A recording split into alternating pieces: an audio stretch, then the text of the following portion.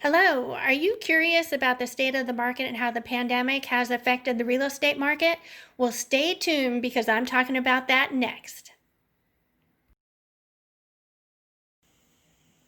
Okay, the first slide I want to talk about is today's buyers and how they're feeling regarding buying, purchasing during this pandemic. So, 42% of the buyers are currently concerned about the pandemic to the point where they are willing to delay their home purchase. And when you add into those the ones that have stopped due to financial concerns, along with those that have indefinitely postponed, only 28% are currently on the market to buy a house right now. So, what that means is, meaning for those undaunted buyers who have to buy or want to buy no matter the market, they're in an advantageous position because they can lock in historically low mortgage rates while competing against fewer offers.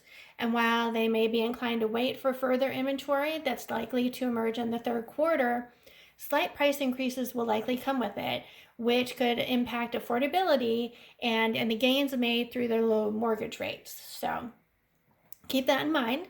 Now let's talk about today's seller. More sellers than buyers are willing to move forward during the pandemic. 35% are still actively in the market. So these sellers are in an advantageous position because they're competing against fewer properties.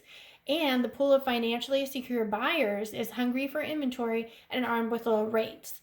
So weighing that against the fact that fewer buyers are willing to move forward, sellers may not be in the position of fielding multiple offers and getting into a bidding war like we have in the past. There is no likely advantage in delaying the sale of the property as prices will not increase significantly, but slightly they have. We'll talk about that later. But they may have even fewer offers to consider if they wait for third quarter when more homes are expected on the market. So keep this in mind. This is very much a moment in time. The upheavals caused by the pandemic and quarantine are unprecedented. So, as homebuyers and sellers are getting more comfortable, they're still navigating this very unprecedented time. And so, we will talk about local numbers here, which will give you a better understanding of where buyers and sellers are here in DFW. So, let's go ahead and take a look at those. Okay, let's talk about Tarrant County. And these numbers are from April of this year compared to April of last year. And as you will see, our active listings in Tarrant County are 4,807, which is actually down 7.5% compared to April of last year. So slightly down, but not a dramatic decrease. The homes sold is a little bit more impacted. The homes sold were 1,938, which was down 23% over this April versus last April. And days on market are roughly the same. It takes about 5 more days when a property is on the market for it to go under contract and close. To go under contract, then you can add another 30 days to that for the process. And then the median price, and I'll talk to you, the median price is not average price. Median price is all the homes that are listed, and in the middle of that is the median price. So they take all the highs and all the lows, and they find the one that's exactly in the middle, and that is the median price. So it's not really average, but what you'll know is that the price is up 6.5%. So the listings and the close rates are down, but the price is actually increased by 6.5% in Tarrant County. So it's pretty interesting, I think. Now, let's talk about Arlington, and then we'll talk about Fort Worth.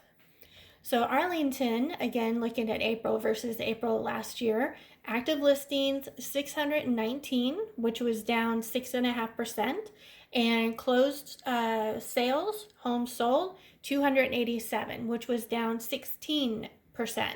So, and days on market was about 32, which is 4 more days than last year. So roughly the same as far as a home going under contract. And then again, the median price is up 8.2%. So again, active listings, homes sold down, but prices slightly up, which is interesting. Okay, let's talk about Fort Worth. Here again, you have active listings, 2,201, which is down 2.4%. But if you'll notice, homes sold actually went up. So 719 homes sold, and that is up 7.6% over last April. So that's a good sign. And however, you'll look at the days on market, it was 53. It took 53 days for most houses on average to go under contract. And that was 5 days less than last April. And if you'll notice, the median price, which again is not the average, it's in the middle, it's 223,000, but it was up 1.9%. So if you'll notice, in all of these slides, all of the homes are going slightly up, but the listings and the sold ratios are slightly lower than they were compared to last year, but not